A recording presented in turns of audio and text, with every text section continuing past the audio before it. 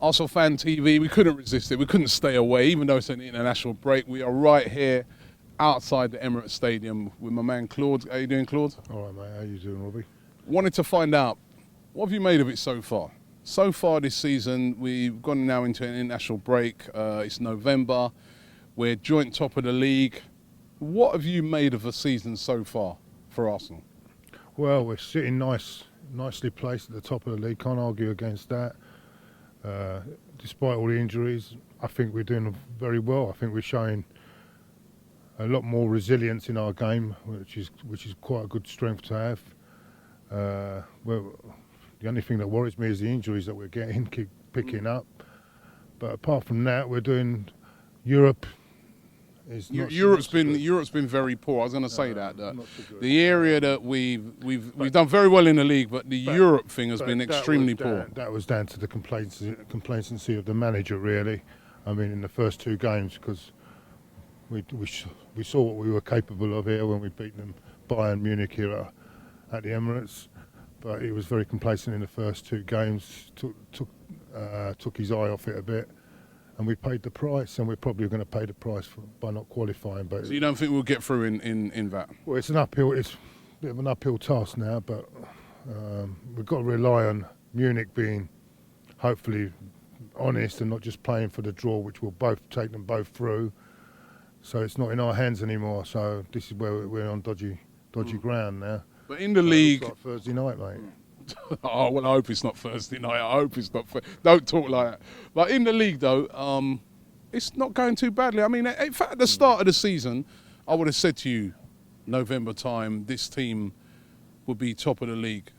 Would you have thought that? Because people were being pretty negative at the start of the season. They were saying things like, well, because we haven't bought those extra players, we've just got no chance now. But we are actually not doing too badly.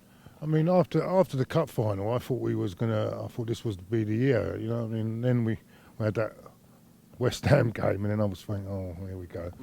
Then we slowly got into the season, and we come up, and we're looking very good. But we pick up that's the only worry is to picking up all these injuries, and is the squad big enough? Have we got enough players?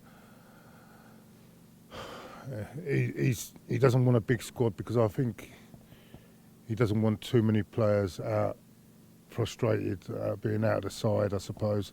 So, I don't know. I mean, does he need come January? I mean, that's going to be another critical point. So we're going to come back after the international break. We're going to have November, which people say that we've been very disappointing over the years in November. But then we've got that Christmas period, which is going to be really busy. That's when it's really going to put a strain on if we do have still lots of players injured. Does he, in January, need to go out there and spend some money? He's not normally, in January, the sort of guy that goes out and spends money, but does he have to, in January, for you to win the league this season, go and buy a couple of players?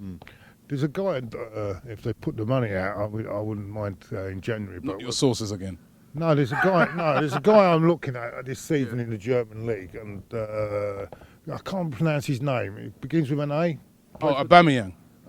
Yeah. From Dortmund, they're not going to sell him though. They will not sell. They tried to buy it. They tried to buy Aubameyang in the summer, and Dortmund refused. I think he's got the strength as well. He's very quick as well, and he's quick. And he can do everything Giroud can do, but with pace as well. You know what I mean? So. But do you think though, you know, regardless of who it's going to be, do you think he needs to get a couple in? Because you're saying about that squad. Is that squad going to be enough to carry us through? To win the league, we want to win it this year. If all these players come back and we don't have any major injuries after like say December, and we've got a great chance. Yeah, but it all depends. I mean, I'm not sure whether the squad is big enough to cope with all the injuries we've got. But we give them the judo. I mean, against Spurs Sunday, we dug in. One of the big things on Sunday. We had all these injuries, yet we dug in and we got a result at a game where we barely deserved it. You know, I mean, we didn't deserve to get anything on Sunday, but we got it, and that shows a lot of good things about the side. You know, a lot of good character about the side. But I'd like to wait and see on that. I don't want to make any.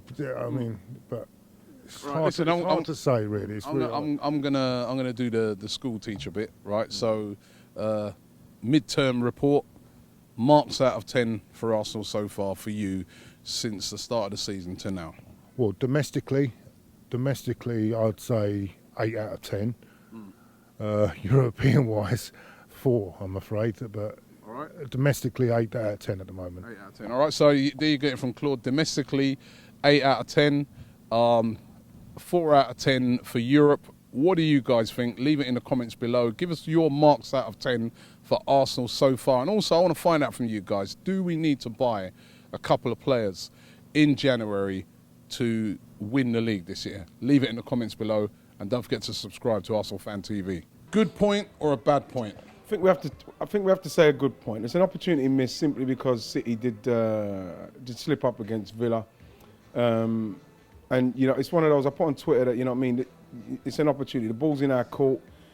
And, you know, for us to have, like, beaten Spurs, and we had the chances to beat them.